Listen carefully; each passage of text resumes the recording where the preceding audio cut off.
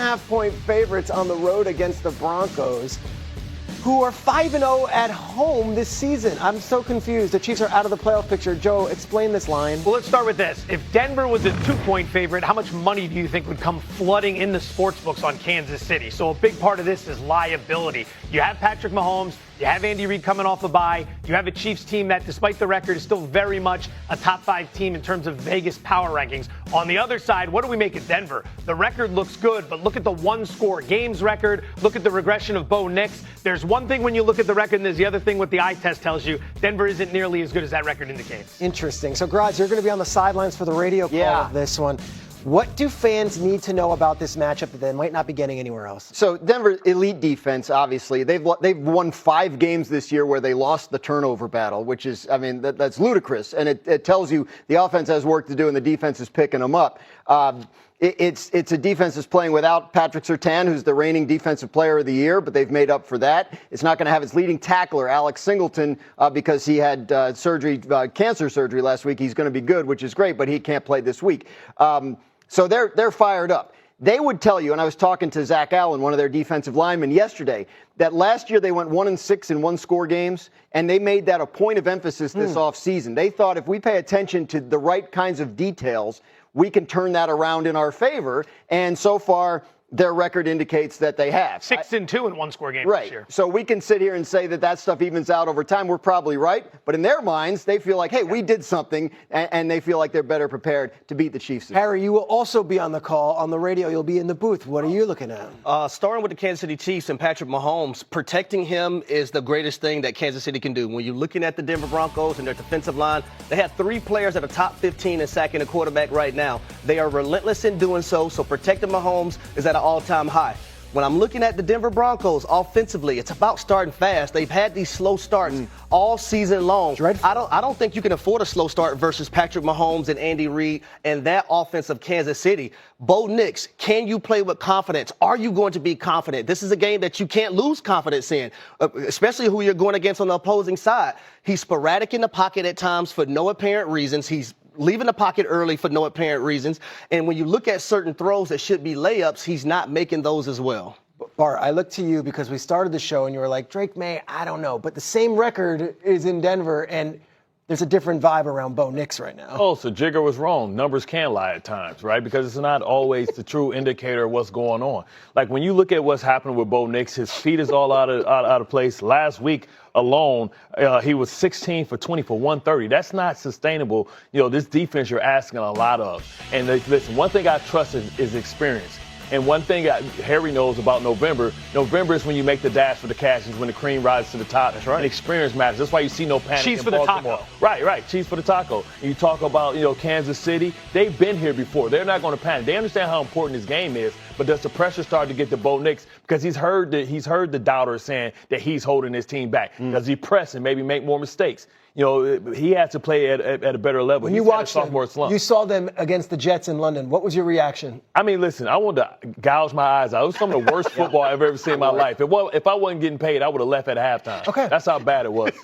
And it hasn't gotten much better since. Today on Chiefs Kingdom Report, we need to talk about something that has been bubbling under the surface while everyone has been shouting about the offense, the returns of Rashee Rice and Xavier Worthy, and the inconsistency of this Kansas City team through the first half of the season.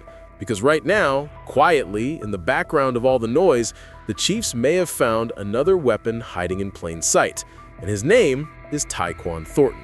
The same Taekwon Thornton who came into the season as a fringe offensive piece, a guy who was expected to fill in while the receiver room got healthy, a player who was asked to run routes, stretch the field, open space, and just survive long enough for the roster to get back to full strength. But instead, right here in the middle of this roller coaster season, he has reinvented himself into something Kansas City desperately needed: a spark, a field position changer, a new gear for a team that has been searching for one. Early in the season, Thornton was playing more than 75% of the offensive snaps, while Xavier Worthy dealt with the shoulder issue and Rashee Rice served his suspension. And he wasn't playing badly. He blocked, he ran his routes, he created spacing, and he helped this offense stay afloat. But the moment those key receivers returned, his role dropped to under 30% of the offensive snaps. For a lot of players, that would be the beginning of the end.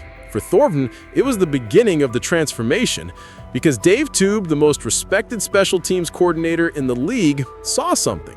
Tube saw the speed, he saw the patience, he saw the willingness to attack lanes and the courage to run through contact. And when Isaiah Pacheco went down and Brashard Smith moved into a larger offensive role, the opening was there. Someone had to take over the return responsibilities. And what happened next was one of the most underrated stories of the Chiefs' season. Week 9 against the Buffalo Bills may not have ended the way fans wanted, but in the middle of that frustrating afternoon, Taekwon Thornton stepped onto the field, touched the ball 4 times on kick returns, and created 126 total yards, averaging 31.5 yards per return. 31.5. That kind of production is rare in today's NFL. It was the highest percentage of special team snaps he has played since arriving in Kansas City.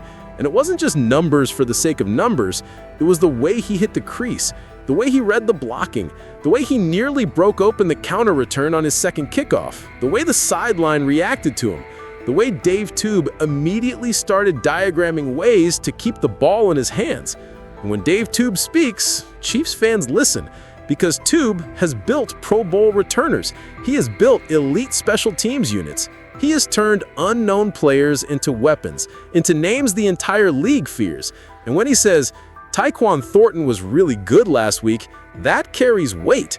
When he says he averaged about 32 yards per return, that's validation. When he says he's promising back there, that is not coach speak. That is a man telling the football world that Kansas City has found something important. Tube even emphasized the tandem forming between Thornton and Nico Remigio, a rookie who has already earned a reputation as a fearless returner and a relentless blocker. When Thornton doesn't have the ball, he blocks. When Remigio doesn't have the ball, he blocks. That's how winning special teams units are built, with selflessness, with discipline, with detail. And right now, those details are starting to add up in Kansas City. Thornton's numbers tell the story.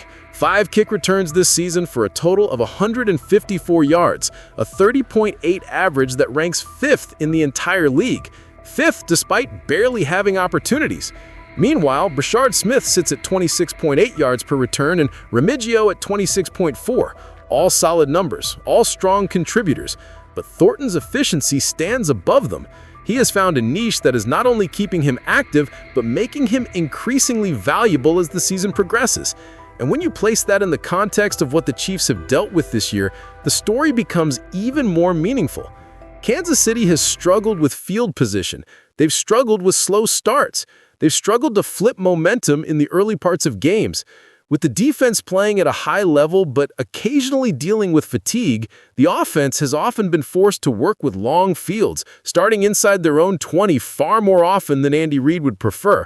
A reliable kick returner changes the entire dynamic. A guy who can consistently push the ball past the 30 or near midfield takes pressure off Patrick Mahomes, off the offensive line, off the wide receivers.